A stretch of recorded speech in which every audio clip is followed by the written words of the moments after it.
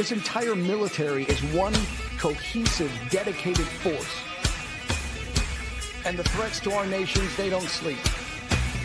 They're watching our every move. Iran, Russia, China, North Korea, ISIS, Al-Qaeda. They may be watching this right now. Our military should not be mistaken for a cable news gabfest show. We don't care what you look like. We don't care who you voted for, who you worship, what you worship, who you love. It doesn't matter if your dad left you millions when he died or if you knew who your father was. We have been honed into a machine of lethal moving parts that you would be wise to avoid if you know what's good for you. We will not be intimidated. We will not back down. We don't want war. But if you want war with the United States of America, there's one thing I can promise you, so help me God. Someone else will raise your sons and daughters.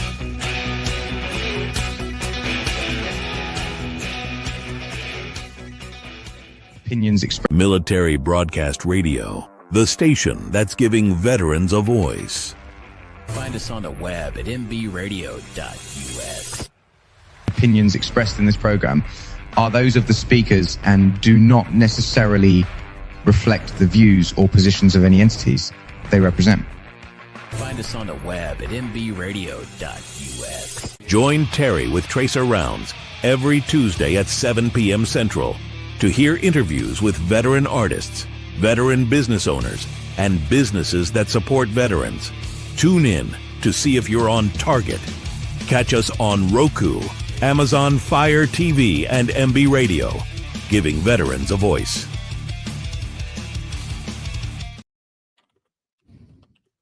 Welcome back to Tracer Rounds. I'm your host, Terry, and you're on MBR, giving veterans a voice. We're on Amazon Fire TV. We're on Roku. We're on Spotify. We're on just about any social platform you can find. And tonight's special guest who we're giving a voice to is Travis Partington with Oscar Mike Radio.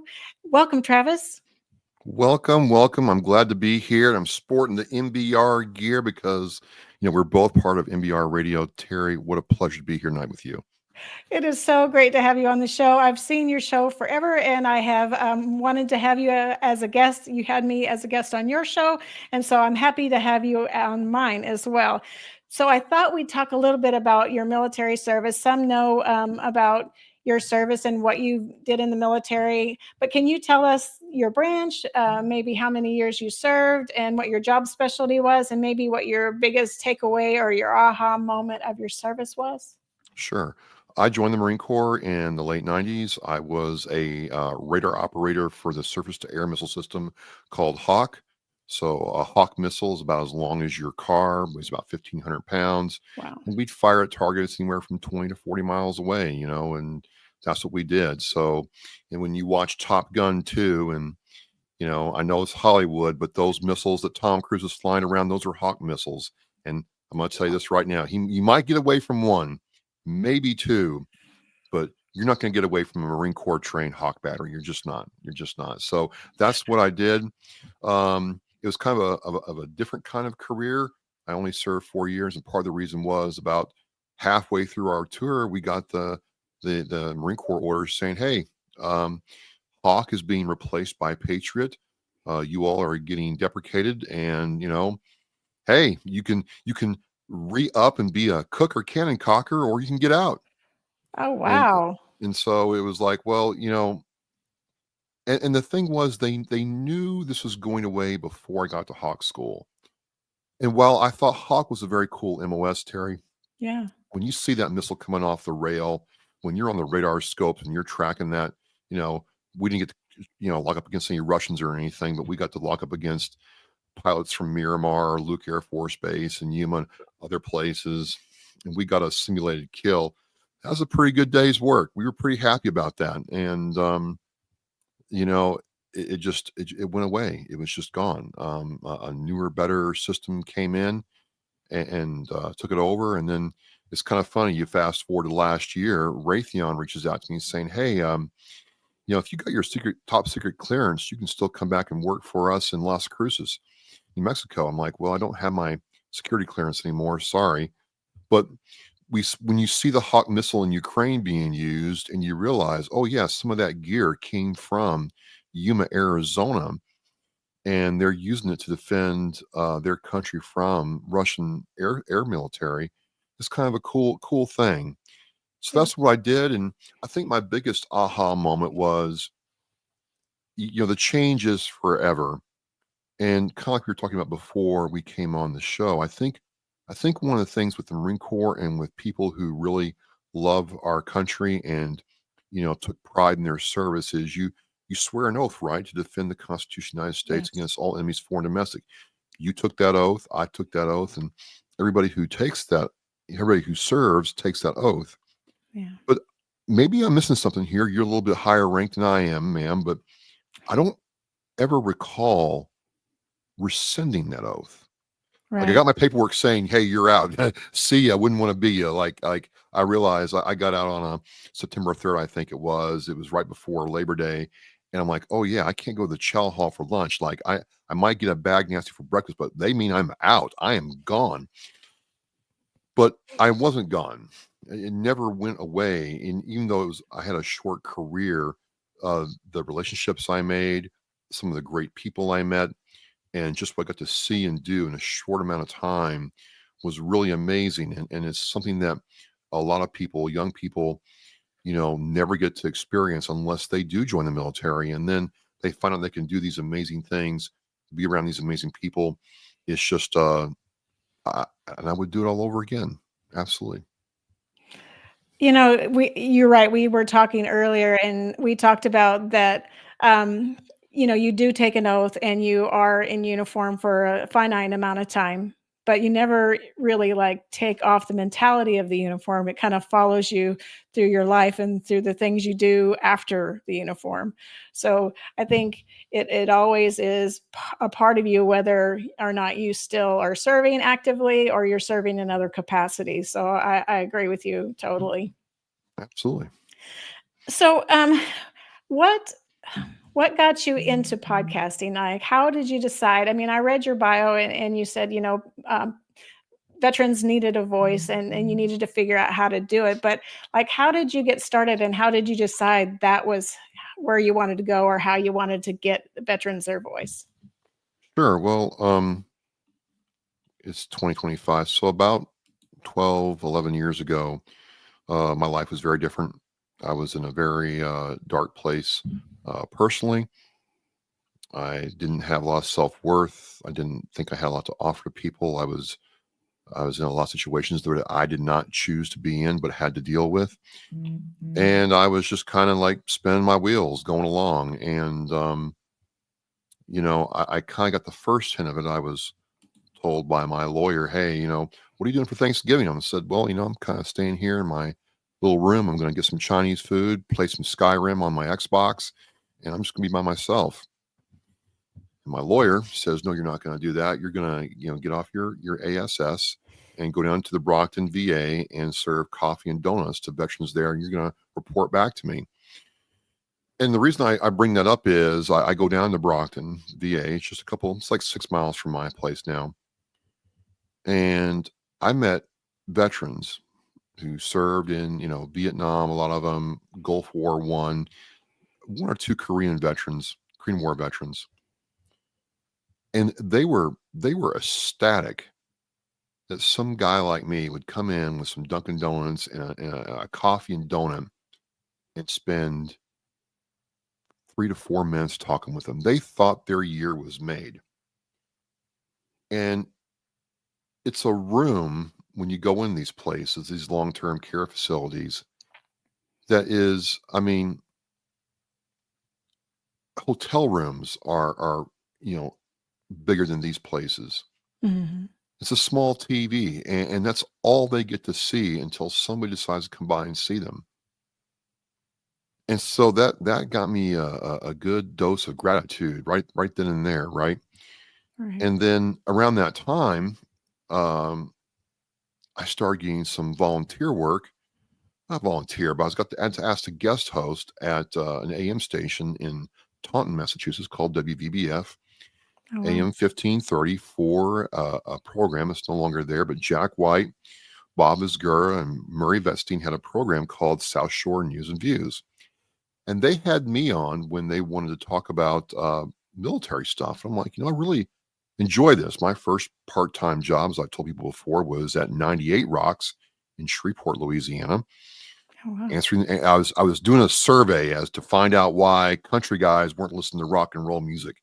And some really lively conversations, let me tell you. But that was the job, and that's what it was. But I was like, I'm working for a radio station. This is great. Right. And so, and I've always loved radio, Rush Limbaugh, Howard Stern, Yeah. Tom Mhm. Snyder, Garrison Keillor, love them or hate them. They were a voice on the radio, the old Rush Yeah. song, Spirit of Radio. I'm Right. there, right? Mhm. So I'm like, I'm feeling kind of sorry for myself. I'm feeling kind of hopeless. And around that time, it was like 2014, 2015, I became a member of the Marine Corps League. And we would do these, funerals, these ceremonies at funerals. Mhm. And, where the league would come in there and, do the ritual in front of the casket, salute the casket, and then, you know, give some comfort to the family on our way out. And I was asked, why my son? Why did my son commit suicide? And I had no idea. I didn't know how to answer that. That was, Yeah. but that did something to me. That's like, you know what, man? I mean, this is crazy because and you were around during that time for sure, right? You remember that for the longest time, the VA and the Department of Defense did not want to own that at all. They did Mm-mm. not, right? No. It was in the Obama administration did not want that coming to light, but finally the numbers hit flashpoint. It's like, okay, we got a problem here. Hence Yeah. the 22 a day. And I'm like, I'm getting life is kicking my rear end. I am literally in the valley of the shadow of death. I've stood by the abyss several times. This is crazy. And I'm like, you know what? I'm going to do something. I don't know what, but I'm going to do something. And I thought, well, I'll do a blog. I'm like, well, okay, everybody does a blog here. And at the time, everybody was doing a blog about something. Yeah. Nothing wrong with it, but everybody was doing it. And I thought, well, I'll get a radio show. I'm like, well, how much does it cost to do a radio show 4 times a week for an AM station? It's $2,000 a month. We need, Oh, jeez. first and last up front. And, Oh, wow. that's what it is. Now they told us, hey, you pay me the $2,000 a month, but if you get a sponsor that pays you, $2,500, that $500 is yours. But I need my $2,000 up front, so it's $500 an hour. $500 an hour Gee at an whiz. AM station back in 2015. I'm like, well, that's certainly out. Yeah. I wasn't doing anything with the video because I'm like, I got a face for radio. No one wants to see this chrome dome. Forget that. But I'm like, I did like radio, and I found about this medium called podcasting. Yeah. And you have to remember, right, if you're watching this, that podcasting today is not like it was 10, 15 years ago. It just wasn't. Right. Highly manual, highly technical, not automated at all, nothing like StreamYard, Restream, OBS, none of that. Yeah, I edited my own audio, all that stuff. I'm like, I'm going to get this thing started. And I settled on the name Oscar Mike Radio. And the reason I wanted Oscar Mike Radio is I wanted to be on mission, on the move for our veterans always. And it's reflected in my logo. My old OG logo is a shield with the fleur-de-lis in it. That means I joined. I remember that. Yeah. That's a nod back to Louisiana, where I joined the Marine Corps out of. Even though I'm not a Louisiana native, that's where I joined the Marine Corps out of. The 8-pointed star is after the Knights Templar. It has eight different points of valor and attributes that you should aspire to. And I'm like, let's go for it, right? So in 2016, I meet this guy. We get started doing it, and July 2016, I launched my first show, which was bad. It was very, very bad. But I would say that, for whatever reason, the requirement to put out a show every week for at least 30 minutes and to organize, plan, execute a show every week kind of got me in a different mindset. And then the weird thing happened that some people actually liked it, which was like, Okay, surprise, surprise.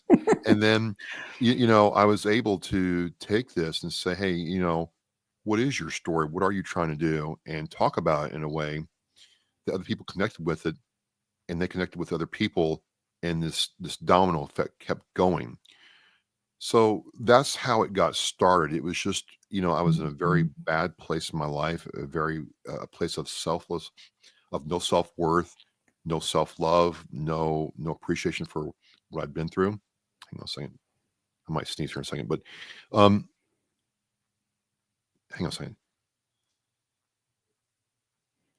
Oh, better now. Anyway, Bless you. good thing I muted that. But it came from this place of being alone and isolated and cut off to having to interact with people, connect with their story, and then get it out there in a real public way. Well, when you connect with other people by hearing their stories, it changes you too, because not only do you get their stories out and somebody else can learn from it, you can too. You take a little piece of whoever you interview with you, I think, because they've got a story to tell, they've got something to say, and you find a little nugget of wisdom or a nugget of something in what they're saying that resonates with you and your soul, and you take it with you. So you've got a little piece of all these people that you've interviewed with you, as you travel through your podcast.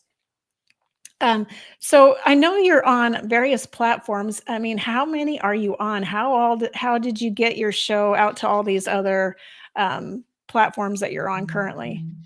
So, I started off putting my show on SoundCloud. At the time, again, very, very different than it is now. There was no Spotify for podcasters. It was that Apple Podcast and Google Podcast, and then Stitcher, which is gone, a couple others that were gone. But I started off with SoundCloud. It Wow. was the easiest accessible thing to do. It kind of flowed with what I want to do. It wasn't really meant for podcasters. SoundCloud is meant for music artists, and justifiably so. It's a great platform for that. But I got it out there, and then I would share it on different things and finally get it going. And it grew. I started gaining a following because I was consistent. If you look at my numbers, and when I say numbers, my show episode numbers, you can Yeah. see that I've done a show every week for the past, almost, 8.5 years, right? Yes. Which is key to any podcast being successful. But it wasn't until 2019 that I switched to trying to do video that I really started seeing the growth really kick in. I'd record on a camera, put it into DaVinci Resolve, edit the video, and then get it out there to YouTube and Facebook, play around some OBS, and did it that way. And then, I got contacted by Reese Across America Radio. Jeff Pierce is a fantastic, human being and really advocate for veterans as a civilian. Reese Across America is a great nonprofit org, and he asked to be on there. Joel asked me to be on MBR, and he was like, hey, you have to switch everything to StreamYard. I'm like, Joel, I'm not doing it. I'm not doing it. I'm a Restream guy. I'm an OBS guy, and I am a DaVinci Resolve guy. So I'm not doing it. And, I like what you're doing, Joel. I'll support what you're doing. I think you're doing a great thing for people who are starting out. Absolutely. But I'm not for you. And Joel didn't quit, Terry. Joel wouldn't stop. And finally, he's like, look. If you just put the show on the StreamYard, I won't make you get StreamYard. I'm like, are you sure, Joel? He's like, yes. Just put the show on StreamYard, click these little buttons here, and then you'll be fine. I'm like, this is different work, Joel. Are you sure? He's like, yeah. Just, here's the destinations I need you to go to. Here's how it works, and you'll be fine. I'm like, okay, we'll make this work. And you know what? It worked. It worked. Does work. So that is to say, with anything, you got to be persistent, right? But you got to be flexible on my part. So that is to say that Joel and I met in the middle. And then there's been other people that have collaborated with me that want to do certain things. I'm kind of choosy and picky about that. I got to have the right kind of feeling. I try telling people, and I'll tell your listeners and audience, you can, but you don't have to pay somebody to promote your show. because I don't care what anybody says, they're not going to promote your show the way you will. That's true. And you have a resource here like MBR Radio. I'm going to brag about you a minute, friend. H-Train. You just got to take it. Right. You know, people don't understand that Joel and his work has been profiled at the federal level by the VA multiple times. And let me tell you, ladies and gentlemen, that doesn't happen by accident. You know, I have done stuff with the VA, and the VA is very, very stringent and, you know, reluctant to do things they aren't sure about. So the fact that they checked out what Joel was doing, checked out what MBR was doing, saw the breadth of talent there, and decided to say, hey, you know what? We want to profile what Joel's doing on our platform and recognize him. You know, I'm not MBR, I'm not Joel, but I was very proud to, you know, put this on and be a part of that. And it just speaks to the level of effort that, you know, you and Joel and Amber all put into MBR. So it's things like that. That's what I'm attracted to share my message with. It's organizations like that, rather than, hey, you know what, for, you know, $120 a month, I can make you a star. That's just not true. It's not true. Right. So that's how I do it. Well, I agree with you. You know, Joel is a great teacher and a great resource, and he really works really hard to make us all successful. And your success, you know, shows behind your work in your show, and then behind those that support you. And, you know, he's always one of our biggest fans. So we definitely have to give a shout out to Joel. We're going to take a quick break, and we're going to listen to Die Tired Open Hearts Club. And they're going to be on my show February 26th. So make sure you tune into that. But let's hear Open Hearts Club, and then we'll be right back with Travis.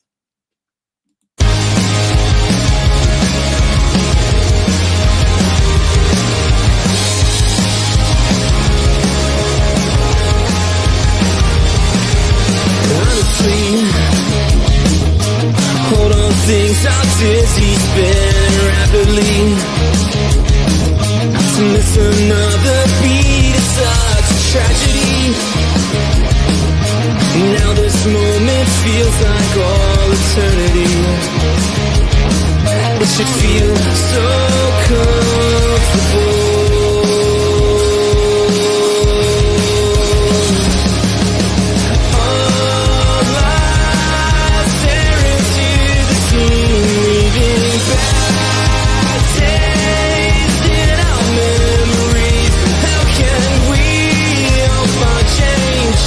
It's all in the secrets of the open hearts club.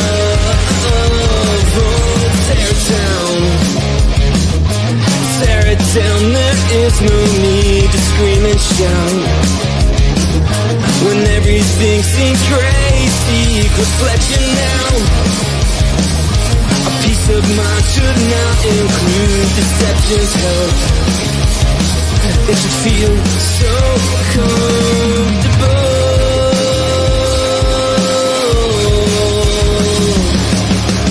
All eyes stare into the scene, leaving bad taste in our memories. How can we all find change?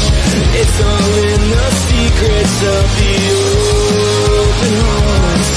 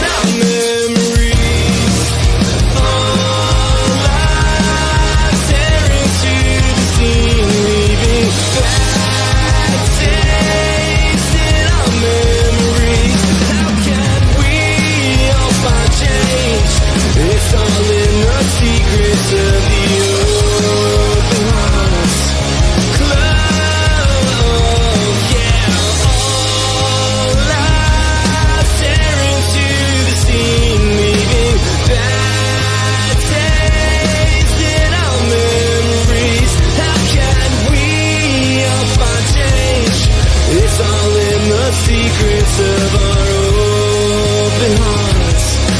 Love, oh, honestly.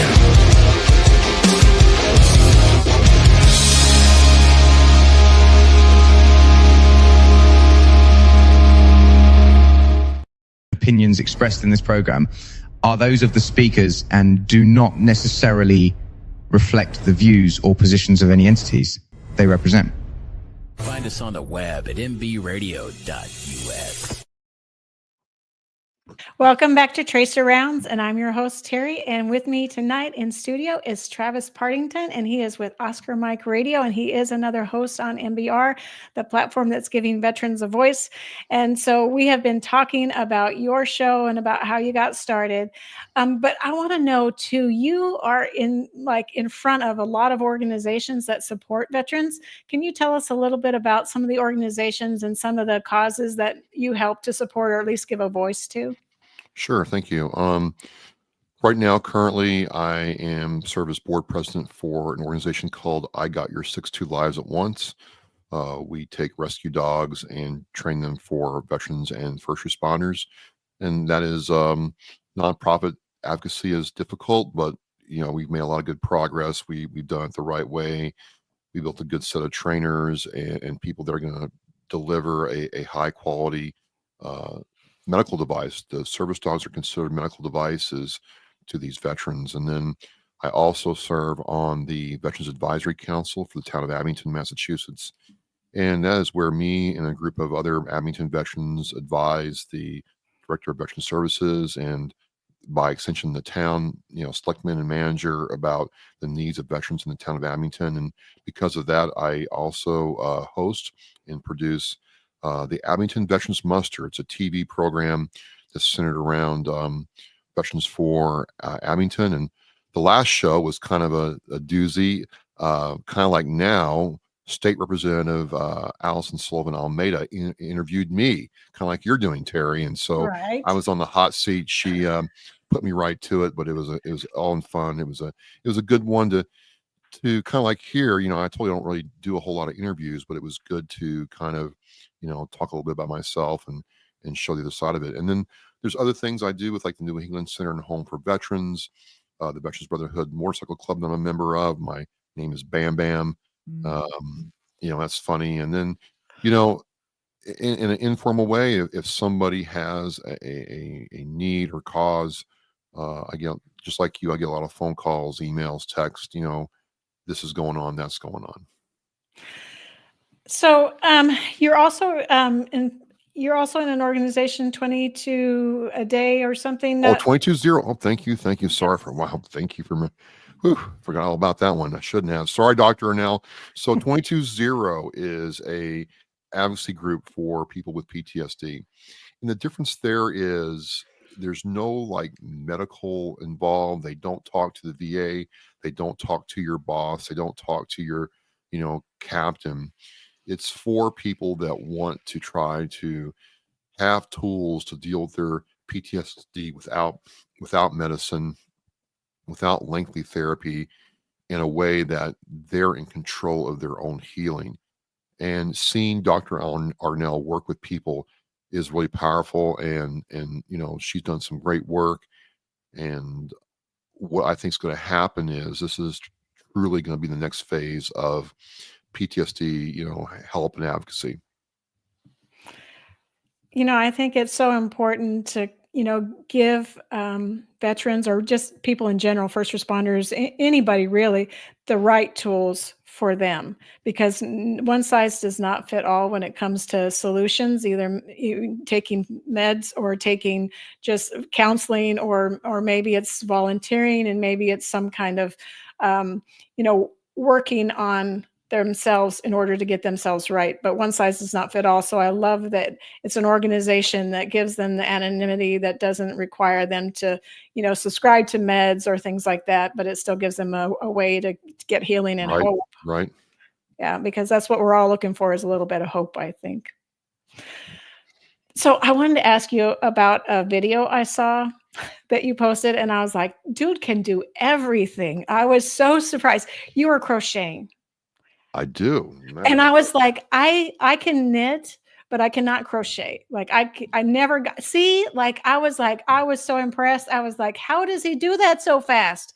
So what do you make?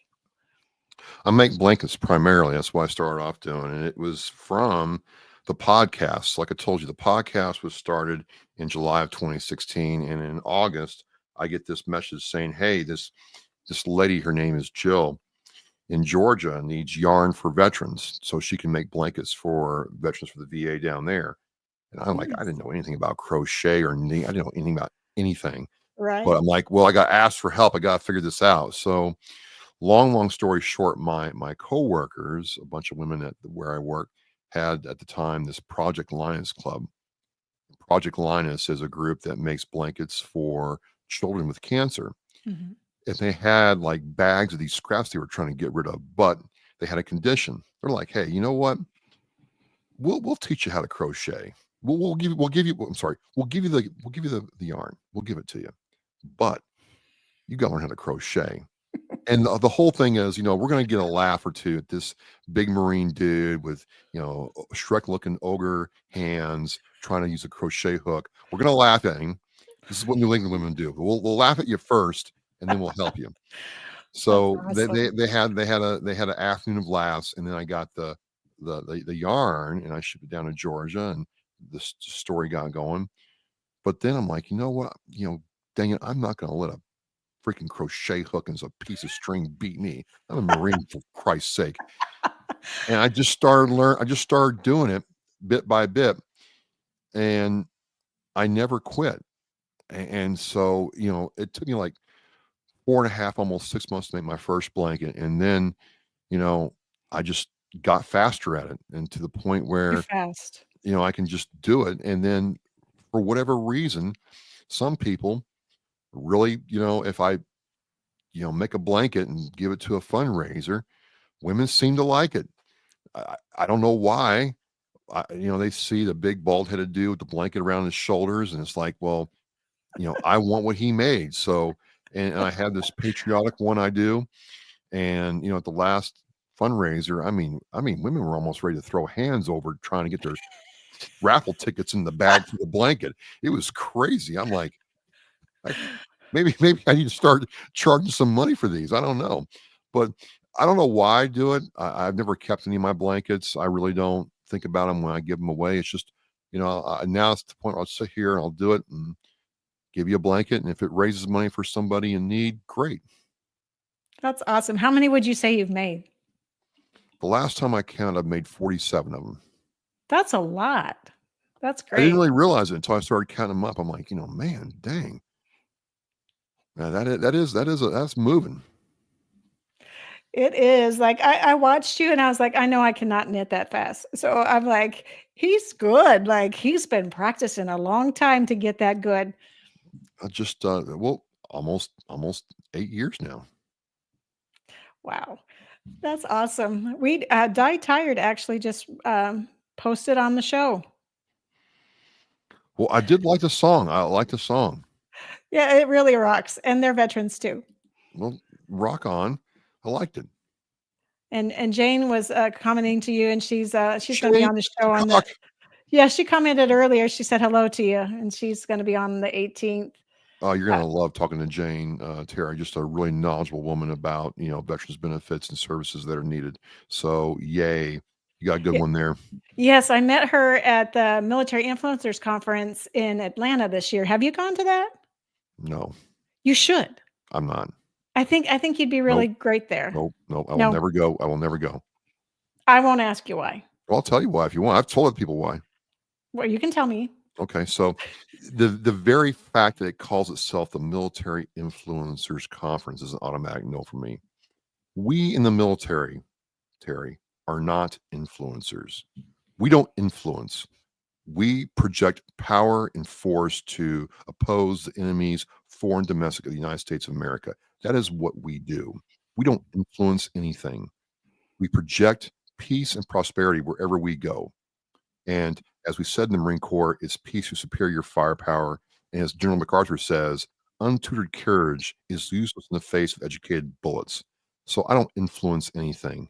I impose my will on an objective to make sure the mission is completed. And I loathe with every fiber of my being the word influencer and what it connotates as to what kind of person I am. I am not an influencer. I am trying to go back to the idea of one. I'm going to get off on a tangent here, right? That's okay. Go ahead. This is your platform. Oscar Mike Radio is not about influencing anything or selling you a book or trying to get massive amounts of downloads and numbers. I've enjoyed a lot of success without worrying about any about that. My whole reason for being is the number one. Okay. Mm-hmm. The last time in my life, whenever that is, hopefully it's for a while, when I click upload and my last show goes into the, great electronic universe in the wherever it is, right? Right. River Farm in Tennessee or Idaho. I want to know whether it's one show I've done or that I was able to positively impact one life. And so I treat every show as if, you know what, this might be my last one. This might be the only time I ever talk to this person. I've got to make sure that that one person, this one topic, this one moment is the most valuable yet, right? Right. So this whole influencer culture, this influencer mindset, the influencer name is abhorrent to me. And maybe I'm being a little exaggeration here because maybe it was named to kind of draw people in for marketing speak. But to me, it should be called something different, right? Right. Yeah. And I just, when you say influencer in our world, it's somebody who doesn't really add value to anything. They're saying, well, because I'm here, I'm important, therefore this should be worthy of your time. And I'll close with this. There's been a lot of people I've talked to who don't have a voice, don't have a means, don't have Yeah. their story told, who would be beneath most influencers' attention and time. And to me, those people need it the most. Those people deserve it the most.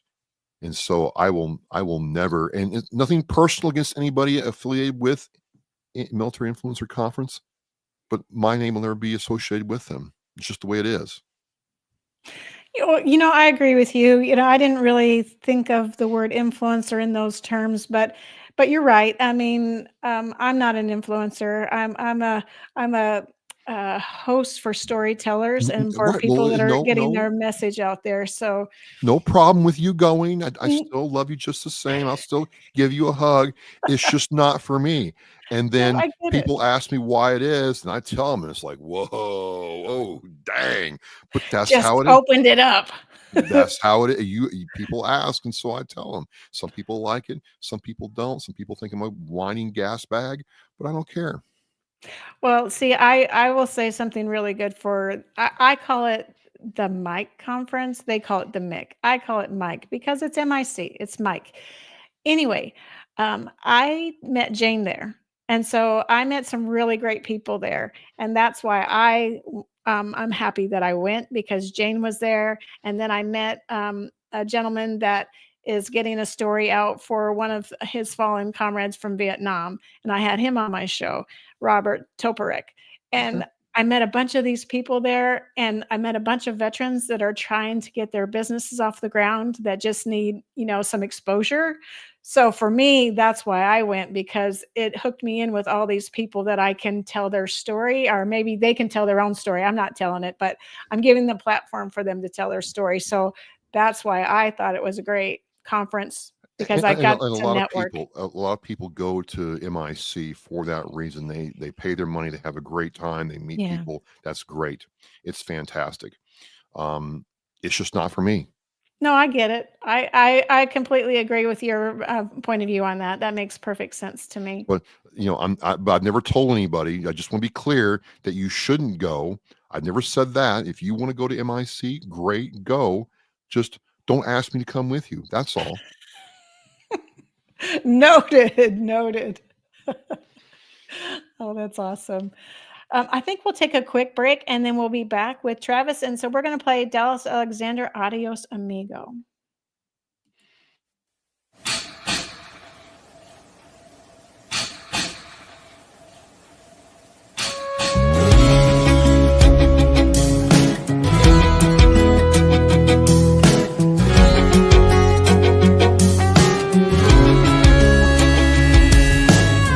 Staring out, there's a hotel window, many floors above.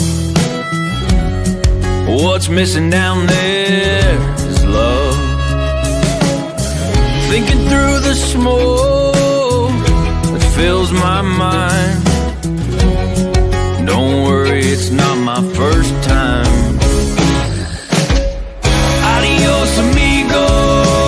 I'm so glad I seen you. I won't be seeing you around. Adios, amigo. I've been looking for you since I stepped foot in this town.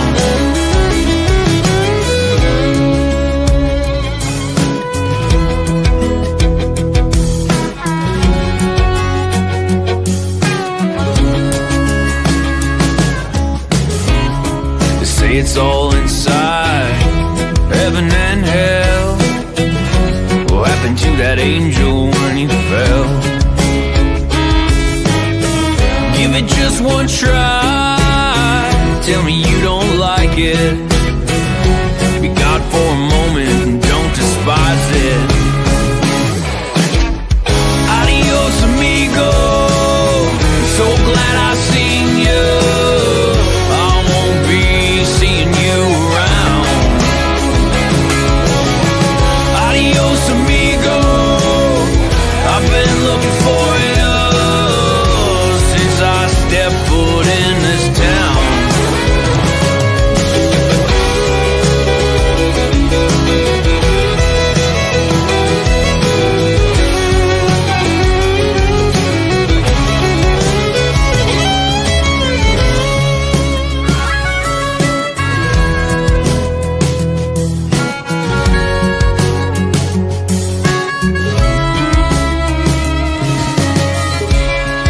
Step outside and breathe. Play a little in the street. Hope it's not me they're sending. Move on from over there. Get the kids a little scared. Oh, these fences, they need mending. Adios, amigo. I'm so glad I seen you. I won't be seeing you around. Adios, amigo. I've been looking for you since I stepped foot in this town. Adios, amigo. I'm so glad I seen you. I won't be seeing you around. Adios, amigo. I've been looking for you since I stepped foot in this town.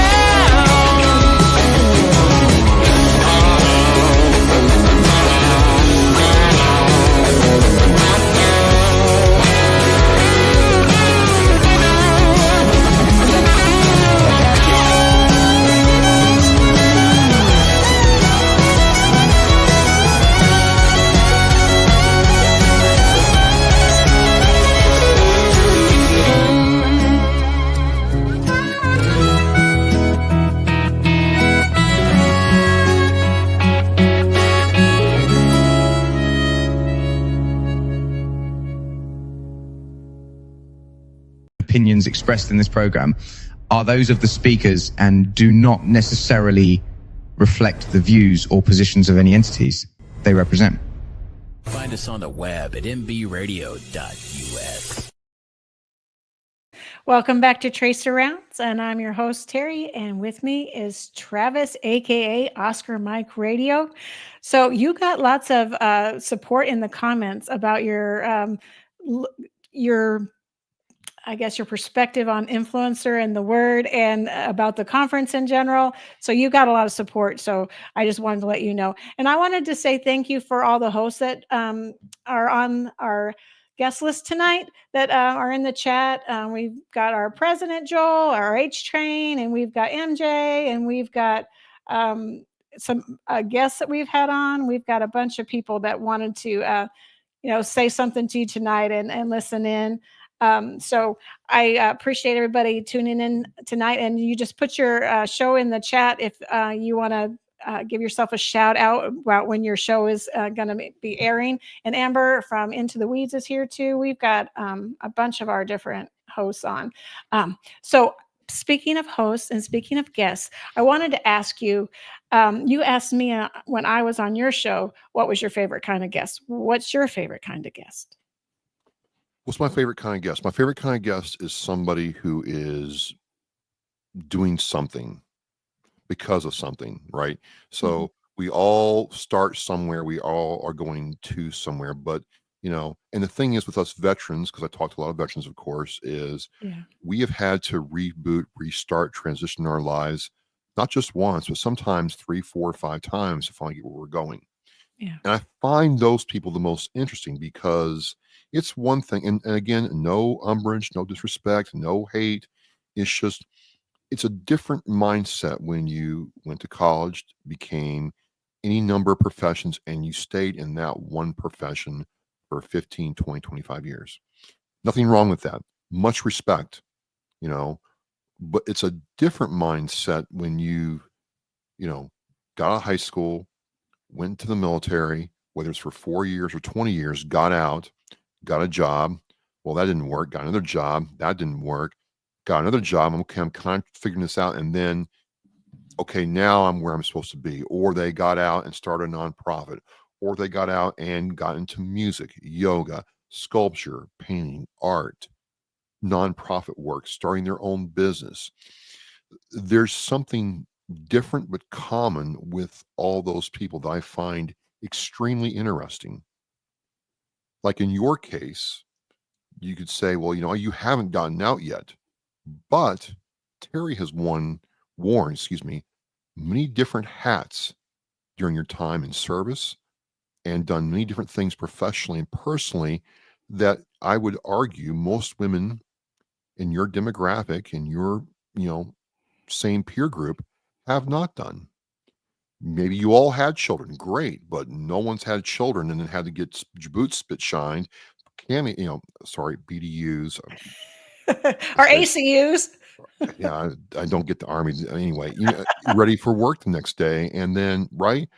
So there's something different, and most people don't understand that intangible difference. Us in active duty service or veterans have. They try to, and what I'm trying to avoid is, well, we're all damaged because of a service. Yeah, I've got some miles on me physically, and I've seen some very bad things, right? Yeah. But there's this also aspect of resilience and retooling and rebirth that I think is very special to our community. And I want people to understand that. So if you have these kinds of qualities, if you're doing something, if you've been in the valley, if you've been on the abyss and brought yourself back, or you said, you know what, I love making pizzas. So you know what, I don't know anything about restaurants, but I'm going to start my own pizza place and compete with Domino's. I'm really interested in that. Or, you know, I talk to a lot of authors, and it's extremely difficult writing a book, extremely difficult getting it marketed, but Yeah. they do it anyway. These people are doing and telling their stories for a reason. And I think this is so important, not only with my show, but also all the other hosts who are on here with NBR or Reach Across America or anywhere else, because I keep telling people, go back to World War One. Think of all the stories we missed out on because they weren't captured.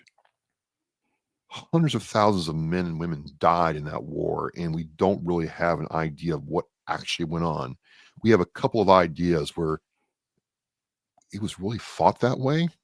What was that like? We missed out on all that, and we're missing out on the Korean War veterans because they're dying at a faster rate than the World War II veterans are dying. So I want somebody with a good story, but and I don't really care if it's going to be a flashy story or a story's going to get me a lot of views or interaction. But I'm looking for, most important, I'm looking for authenticity.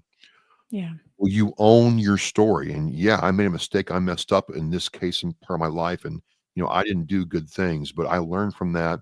I owned it. I made amends and moved forward. You know, that's what I'm going with. Well, I have to agree with you, and I think energy gets energy. So when a guest or a host or somebody has the right energy and the guest has the right energy, then it just brings a lively conversation where it's so engaging. You just can't. It's like a good book. You can't put it down. It's the same with a conversation. If both parties are actively engaged in something exciting, people can't help but just to want to tune in and want to, just hang out and just be in that space because good things happen in a space like that. Or it's just like, oh my God, we have 30 minutes and it's already over. Like, what happened? You I know, know. I know it went fast. Um, so I was going to ask you too. We talked a little bit about it before, and you talked about being on TV, but you didn't say that you had been on C-SPAN on this show. And so tell us about being on C-SPAN. I can't really. that was an amazing experience, and I've been on C-SPAN 3 times. So about a year and a half ago, uh, well, going on 2 years now, they approached me in April saying, "Hey, we are looking for a podcaster to come on Memorial Day weekend and talk about um, Memorial Day podcasting and answer questions from nationwide audience." And Wow. I was like, "Well, okay, sure." And I was curious how they found my show, and they told me they were looking for a show that had consistent delivery. In other words, my show comes out every week, Thursday, 8 o'clock. They're looking for it to be done very professionally, very, authentically. Yeah. And they liked the fact that I had about an even mix of men and women on my show.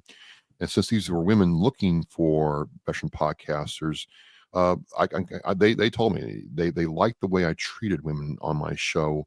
I didn't talk down to them. I didn't patronize them. I treated them as peers, and I try very hard to do that because I've served with some amazing, we call them WMs. They don't call them anymore, but they're WMs as far as I'm concerned. That's what Chessie said. Anyway, um, amazing, women Marines that I serve with, and who love their country just like I do, right? And Right. so I get the pre-kit. I start preparing.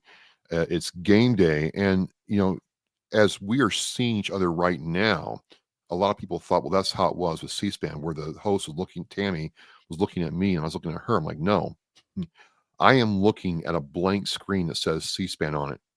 That's it. Oh my goodness. Oh wow. There's no host up there. There's no ticker at the bottom. There's no graphics. There's nothing. It's a black screen with the word C-SPAN on it, and that's it. That's it. Wow. And so I'm really listening to what's being said, and they go through their spiel. She asks questions, and they get the callers. And I had no idea who I would get next. And some people were, everybody remembers my first time. I got this gentleman on. He's like, I don't know anything about podcasts. I don't care anything about podcasts. I just want to be heard. I'm like, no problem. No problem. That's why we're here. That's why you're here, Terry. That's why MBR exists, is to give those who aren't heard a place to be heard. And so I'm like, well, tell me your story, man, and let's hear about you. And it was a very great experience getting that kind of work and realizing you got to be like on it. And the fact that you're on national TV was just like, this is crazy. But also think about it. I mean, these veterans would call into this show because it was one place where they could speak and knew that somebody, good or bad or indifferent, would actually acknowledge them. And I think this is why 10 years later, I'm coming into year 10, I'm not there yet, but why seeing the space change and shows like yours and other shows that are out there do well is because there's a hunger to have their stories told, but also there are Yes. people that want to have stories to listen to. So it's just a really great experience, really unique experience. I've learned so much. TV is certainly different than radio and podcasting. And Yeah. I would say a lot of what I learned doing my show applied there. And hopefully I represented myself very well. I think you always do. I was telling you earlier that I think anything that you get out in front of that people stop and listen because the voice you have is a radio voice, and I think you have a voice for a face for TV and radio. I don't think, I think Making me you're blush. I know, and I mean that sincerely. I think that your voice is such that people just want to hear more. They just want to know more. They want to engage with whatever it is you're talking about, and you speak with such authenticity that it brings that to whatever you're given a voice to, and then people really listen to your message, and then those organizations that you're supporting, then those people that are being supported by the organization are benefiting. So I really feel like that's what you're doing is you are giving veterans a voice, not literally and figuratively, you are. And I thank you for that because you are like the trendsetter or like the person that all of us kind of aspire to go in that Oh, direction, and to really develop ourselves and really develop how we interview and how we host and how we present the host, the guests message and story. well, this just hits me in the feels, Terry. It really does because you and I both know you'll do a show, and does anybody really watch? Is anybody really paying attention? And to hear you say that just made my day. I'm very humbled and blessed. Thank you. Oh, well, and I mean that very sincerely. So we've got about 4 minutes left. Is there anything Wow. you want to talk about? Anything you want to say before we have to close? Well, so Terry wants to meet you, so I gotta say that. And Terry McCullough she makes some of the best oatmeal raisin cookies in the world. Oh, I don't yum. say that lightly. She's right up there with my niece, Kennedy, and Yaz from Yaz's Table. So Tina's top three. What I would say, first of all, thank you for having me on, Terry. Absolutely. Again, I don't get to do this a whole lot. It's not really my thing, but I really appreciate the time to talk with you. I think I would say second is, all of us, whether we're telling our story one way or another, there's no wrong way to do this. That is to say that you can sit there and tell someone's story and realize that, you can have impact on someone's life. And I go back to the old cave painting. You go back to that cave painting, it's thousands of years old, and Yeah. some dude or dudette went out and clubbed a woolly mammoth and brought it home for dinner and scribbled some stuff on a wall. And think about that one little scene that has had thousands, maybe even millions of hours extrapolate on what that means. Now think about us who are telling each other's stories, supporting each other, helping each other, and moving each other along. We won't influence anybody, but we will be a force of good, an unstoppable means to make change in people's lives. And that is what I love most about doing this and getting this time with people like yourself. So that is to say, you all can do this yourselves. You all can make change wherever you are. And I believe that you all can do it. Well, thank you. And I appreciate your comments and I appreciate the support that you show everyone. And tonight we give veterans their voice. And tonight we gave Travis his voice on the MBR platform. So thank you so much, Travis. Thank you very much. As we say on Smack Radio, we are mission in flight. We'll see you next time. Ladies and gentlemen, thank you for tuning in to Military Broadcast Radio.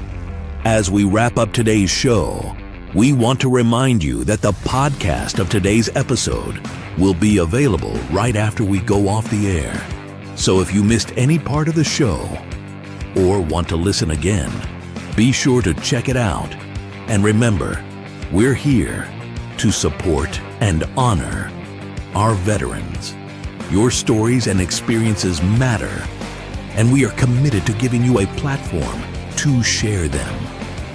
That's right. We're here to give our veterans a voice. So don't forget to catch the podcast and stay connected with us. Giving our veterans a voice.